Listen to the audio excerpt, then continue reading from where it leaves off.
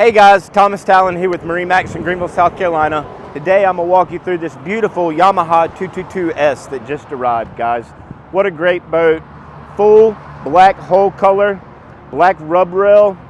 You've got the integrated docking lights, pop-up cleats, chrome accents throughout, gas cap. Let's take a look at the back. All right guys, taking a look at the back of the Yamaha 222S. You'll see it's got the open floor plan that is traditional with all Yamahas. This is where you hang out. This is where all your fellowship goes down. You've got your cup holders, stereo remotes, an extra tow point for pulling a tube or water skiing, mount for your table.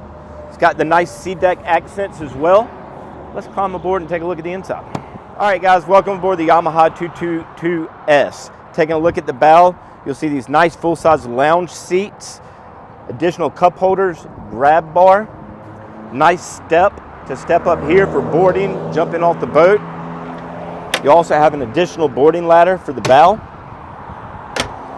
As we walk through the walk-through windshield, you'll see that this boat has the side-by-side captain's chairs, nice L-shaped seating here in the cockpit.